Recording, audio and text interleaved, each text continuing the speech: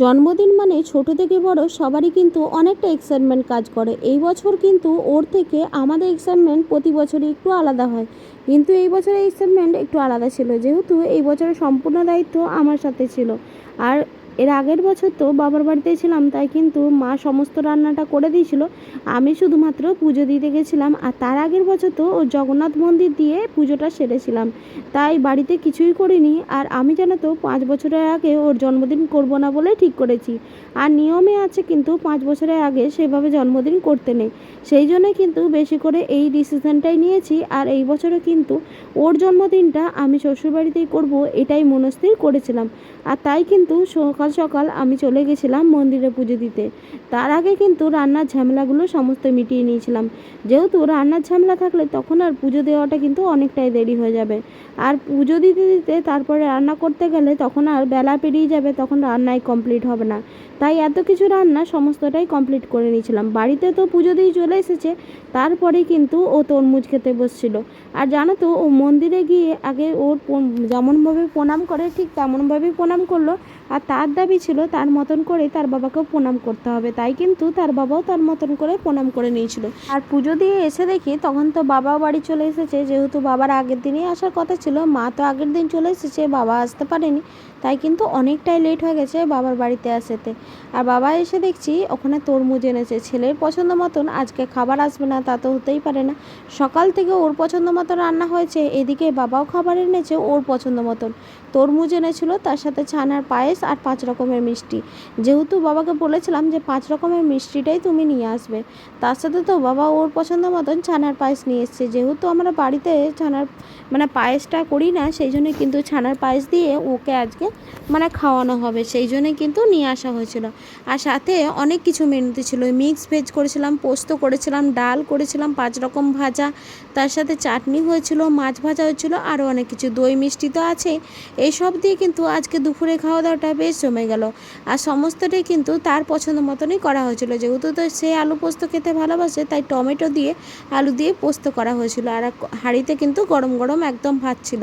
ভাতটা যেহেতু খুবই গরম ছিল, তাই একদম ধরতে পারছিলাম না, ভাতটা তো সবার লাস্টে হয়েছিল, আমার এই ক্ষমতা ছিল না এই বড় হাঁড়িটাই ভাতটা নামানো, এটা কিন্তু শাশুড়ি মাকেই নামাতে বলেছিলাম। আর তারপরে কিন্তু দুপুরবেলা হয়ে গেছে, তাই কিন্তু অদ্রিতকেও খেতে বসানো হয়ে গেছিলো। যেহেতু ওর খাওয়া দাওয়া দিয়ে আজকে প্রথম শুরু করব, তাই কিন্তু ওকে সমস্ত খাবারগুলো সাজিয়ে দিলাম, তারপরে কিন্তু সবাই মিলে ওকে খাইয়ে দিচ্ছিল।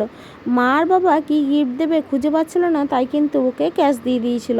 সবাই তো ওকে ম্যাক্সিমাম গিফটই দিয়ে দিয়েছে, কিন্তু মা আর বাবা বলল ওকে কী গিফট দেবো তা তো আমরা জানি না, তাই ওকে কিন্তু পয়সাটা দিয়ে দিয়েছিল, আর সেটা কিন্তু ও রেখে দিয়েছি। আর তার সাথে দেখো ওর ভূমি দিদিকেও ডেকে নিয়ে এসছে, আর ভূমি দিদিকেও কিন্তু প্লেটের মধ্যে সাজিয়ে দিয়েছিলাম, দিয়ে দুজন মিলে একসাথেই খাওয়া দাওয়া চলছিল। আর ওর ভূমি দিদিও কিন্তু ওকে খাইয়ে দিচ্ছিল। এই দেখতে দেখতে দেখো দিনগুলো যেমন চোখের সামনে কত তাড়াতাড়ি পেরিয়ে যাচ্ছে। আর ও জানো তো, বাবার সাথে যত বাবা খাওয়াতে যাচ্ছিলো তখন কিন্তু বাবার সাথে ভীষণ দুষ্টুমি করছিল। আসলে নিজের হাতে শুধুমাত্র ভাতটাই খাবে, আর ভাত খেলে তো তখন আর সবজি টবজি কিছুই খাবে না, তাই কিন্তু ওকে একদমই খেতে দেওয়া হচ্ছিল না। তাই ও প্রচণ্ড বিরক্ত হচ্ছিল। আসলে শুকনো ভাতটা ও খেতে ভীষণ ভালোবাসে, তাই কিন্তু ওরকম দুষ্টুমি করছিল। তারপরে তো সবাই মিলে অল্প অল্প করে খাইয়ে দিল, দাদু ঠাকুমা।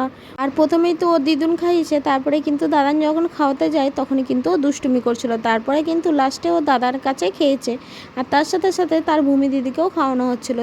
দিয়ে কিন্তু আজকে দুপুরে খাওয়া দাওয়াটা আমাদের এইভাবে শুরু করলাম। তারপরে ওর খাওয়া দাওয়া হয়ে গেলে কিন্তু আমরা সবাই মিলে বসে পড়বো। আর যেহেতু অনেকগুলো লোক আছি, তাই কিন্তু খাওয়া দাওয়া করতে অনেকটাই দেরি হয়ে যাবে, তাই একটু তাড়াতাড়ি খেতে বসিয়ে দিয়েছিলাম। তারপরে তার দাদুর কাছে খেয়ে নিল, তারপর আমি একটুখানি খাইয়ে দিচ্ছিলাম, কিন্তু কোনোটাই তার পছন্দ মতন হচ্ছিল না। আসলে সে শুধু শুকনো ভাত খাবে, এত সবজি থেকে কোনোটাই খাচ্ছিল না। তারপরে তো আলু ভাজা খাইয়ে দিয়েছিলাম, সমস্তটাই একটু একটু করে খাইয়ে দিয়েছিলাম। তার ভূমি দিদি কিন্তু তার জন্য চকলেট নিয়ে এসেছিলো, তাই দেখো তার চকলেটটা তার ভূমি দিদি তাকে দিচ্ছিল। তারপরেই কিন্তু তার ভূমি দিদিও তাকে কিন্তু দই খাইয়ে দিয়েছিল, আর সেও কিন্তু তার ভূমি দিদিকে দই খাইয়ে দিয়েছিল। ভাই বোনের ভালোবাসা সত্যি কোনো ত্রুটি হয় না। আমাদের সবার মধ্যে কিন্তু ছোটোবেলাটা এমনই থাকে, সেই ছোটোবেলাটা আমরা ভীষণ মিস করি, তাই এখন ওর থেকেই আমরা ছোটোবেলাটা ফিরে পাচ্ছি। আর দেখতে দেখতে দেখো ও এখন 3 বছর হয়ে গেল।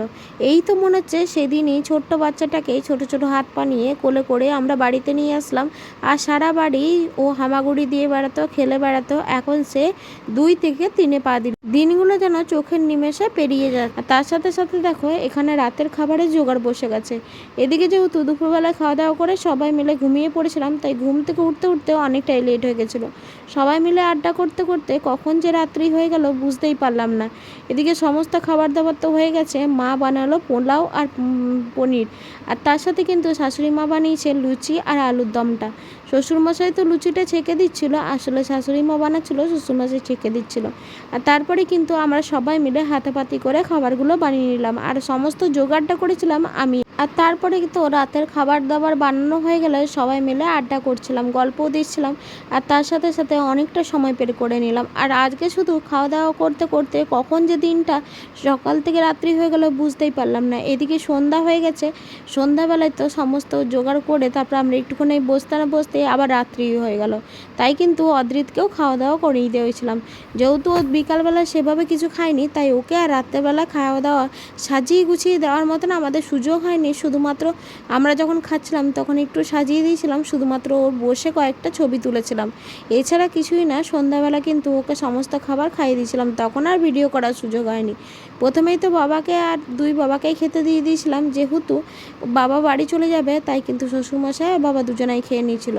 তারপরেই তো আমরা খেতে বসবো, আর সবাই একের পর এক না খেলে সবাই মিলে খেতে কিন্তু বড্ড অসুবিধা হবে, তাই কিন্তু আগেই বাবা খেয়ে নিয়েছিল, আর বাবা তো বাইরে বেরিয়ে গেল, যেহেতু বাবা বাড়ির উদ্দেশ্যে রওনা দিল। তারপরে তো অদ্রিতকে সাজিয়ে দিলাম, ওই যে তোমাদেরকে বললাম আগেই ও খেয়ে নিয়েছিল, কিন্তু মায়ের প্লেটে ওকে খুব সুন্দর করে সাজিয়ে দিয়েছিলাম, যেহেতু মায়ের প্লেটে ভীষণ সুন্দরভাবে সাজানো ছিল সেই জন্য। আর দেখতে দেখতে আরও একটা বছর স্মৃতির পাতায় রয়ে গেল, তাই ফেসবুকে আর ইউটিউবে গ্যালারিতে রেখে দিলাম।